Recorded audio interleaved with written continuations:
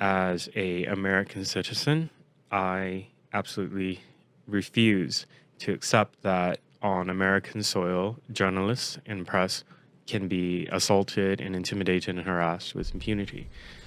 First off, you're not a journalist. Secondly, oh yeah, that's kind of par for the course in the U.S. these days. Did you see all the Black Lives Matter protests when they were going down under Trump? Did you see how fast the cops were cracking down on all of them? Did you remember? And it was happening to mainstream journalists, like CNN reporters were getting straight up assaulted. Yeah, no, that's business as usual.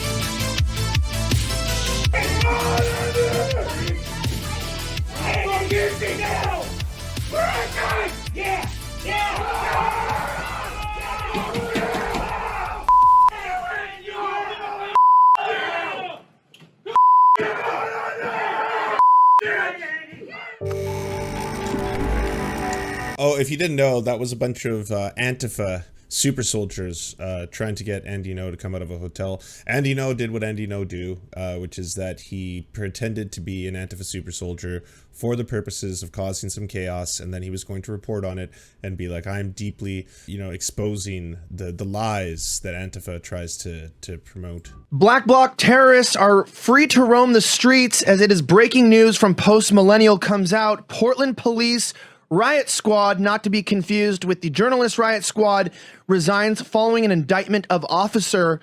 This is a huge story considering the most recent and violent attack of Andy Ngo.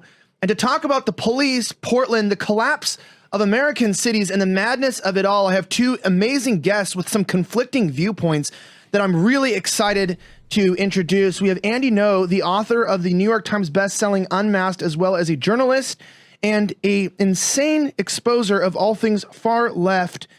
You keep people accountable, Andy. Welcome back to the show. Thank you, Elijah. We're very happy to have you here. Which accent do you think we're going to get today? Which Andy Ngo will we get? Are we going to get British Andy Ngo? We'll see. Glad to see you in one piece, and I'm glad to see you smiling. Thank you. Awesome. We also have Eric July, Young Ripa, YouTuber, musician, rapper, everything that you want to know, anarcho-capitalist, which we'll find out later. Welcome back. Hey, man. Appreciate you having me, as always. If you guys were following, I'm sure, Eric, you know this. Andy, you definitely know this. This had come out a little while ago that author Andy Ngo, who exposed Antifa, says that he was beaten by a masked mob. In case you're not familiar, an author who recently published the book exposing Antifa said he was beaten and chased by the left-wing militant group while covering ongoing protests in Portland, Oregon. Quote, Antifa tried to kill me, the big word, again, he tweeted late Wednesday, yet he's not dead and he's here.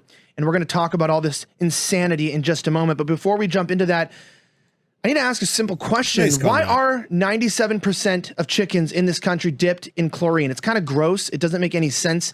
And the answer is simple. It's because the big food companies that don't care about your health, they don't have the same quality standards as a family farm does, which is why I got to talk to you about. Oh my God. I was like, it's 100% a sponsor. It's got to be a sponsor. Why would you just randomly do that? Why would you pivot to, by the way, since we're talking about this clearly, I want to talk about how chickens are dosed in chlorine, completely impromptu. So let's get a little bit into this. Speaking of which, we should take a quick look at actual Justice Warriors prepper buckets. Only 11 hours left. My word. 2,000 calories per day. Oh, yes. 3-month emergency food supply. Oh, sign me up. Black bean soup, traveler's stew, all the classics. Southwest rice. Amazing. Look at all this. The My Patriot Supply. I should call them again soon. It's been a while. We haven't talked. I can talk to them about the actual Justice Warrior pack. It's been a difficult number of weeks since the assault on the 28th of May. Psychologically, I think this has been a more difficult injury than the one that I had 2 years ago that many people know about that resulted in the brain hemorrhage. Even though the physical injury is not as severe this time, the emotional and psychological impact of it, kind of reliving the fact that they were so close to killing me, really, because I was at one point pinned on the ground, and the whole mob, one was holding me down and the mob behind him was pursuing, and I knew that if they got their hands on me, they would carry out what they've been threatening and promising to do for the past 2 years as they write around Portland and graffiti, kill Andy Ngo, murder Andy Ngo. It's that I got out with the injuries that I did actually means that I'm lucky. So, Source?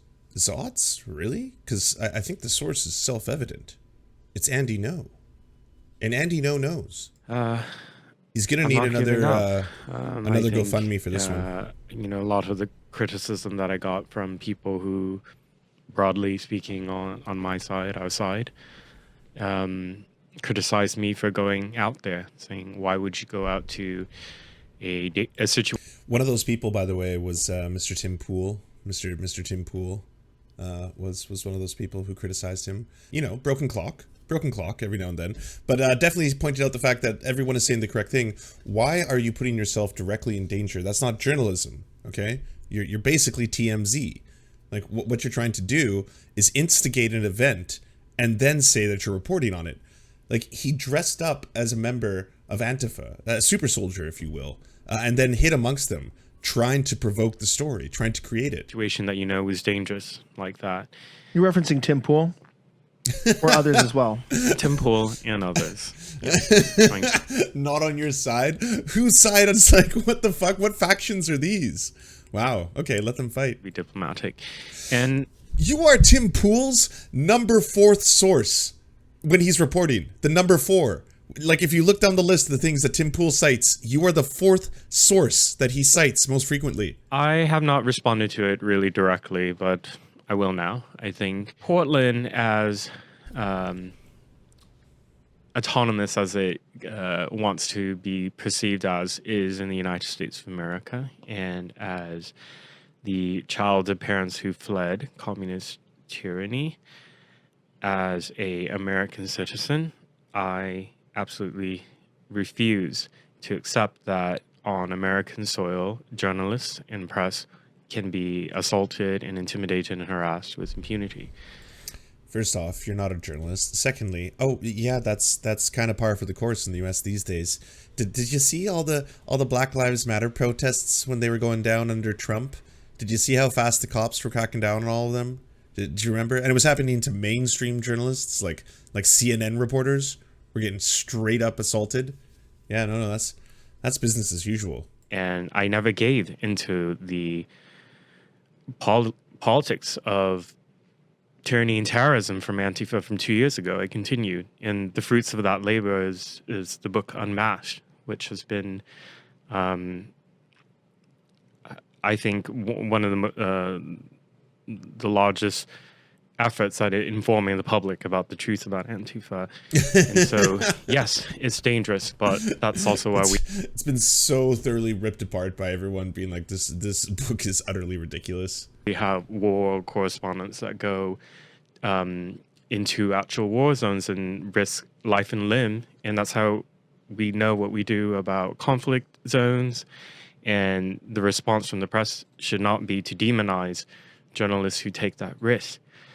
And so what was disappointing, though, we're gonna watch that video. Surprising, was just seeing the entire establishment, elite media class, not stand in solidarity with me. In fact, blaming me and saying that I wasn't a journalist anyways, and somehow implying that I was deserving of the assault and everything that's happened. But I've been through this meat grinder before. It happened 2 years ago. I've been through all the hit pieces and smears and all that, and character assassinations. So, I would be lying if I said none of this affected me, that I can just brush it off my shoulder and move on. It's hard. It's hard to see when you Google my name or go on my Wikipedia and it presents somebody that I don't recognize. But it's just so hard when people call me out on my shit, you know? Like, why won't they believe me? Why won't they? I'm a real journalist. All right, let's see what his Wikipedia is like. Andy Ngo is an American conservative journalist and social media personality known for covering and video recording demonstrations. He's the editor-at-large of Post-Millennial, a Canadian conservative news website.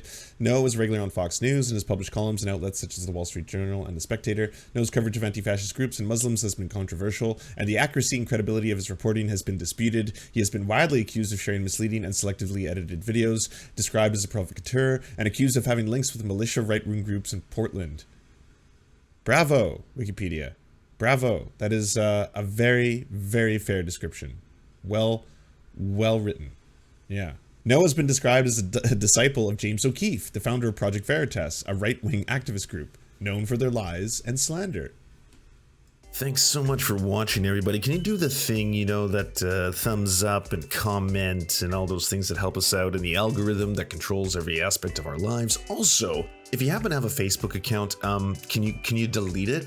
Like, just delete it. You should probably delete your Facebook account because it's not a great company. But hey, if you can't do that for whatever reason, I understand. And could you also go to facebook.com/thesurftimes then and give us a little like and a follow. We're just trying to push back against the fact that people like Ben Shapiro happen to dominate the platform entirely.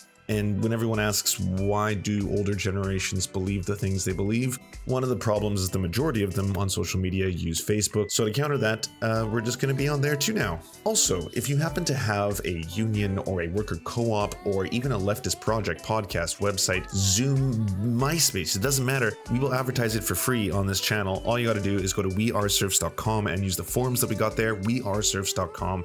Thanks, everybody. To our gods, Xander Corvus and VK Jehannam, we are prepared to commit human sacrifices for your eternal glory. To our monarchs, the Tim Caucus and Tom Spiker, we are humbled to be your oafish jesters, clowning around in your royal court. To our lords, Evan Nudie, Tofox, Ryan Lubin, Trevor R., Jeff Lamb, and Alexander Thaler, we shall proudly carry your standard onto the battlefield and die for your precious land. To our esteemed Knights of the Round Table, Dark Puppy, Jenna Towell, Anna Loves Riley, Quiet 185, Omni, Riley and Anna, Poodlehawk, Multimondi, Trevor Janis, Lemmy 101, Anthropophojak, Saren 42, Chronic to Hemphog, The Great Pudini, Bone Genie, Catherine, Radical Maniac, Ramona Costa, J. Fraser Cartwright, Jimmy Bignuts, Violent Orchard, Sophie Baby, Andreas Chiringuito, Zach Christensen, Yopi, Josh Mickelson, Todd Buckingham, and Todd Lajeunesse. We raise our glass, we raise our swords, and we salute you.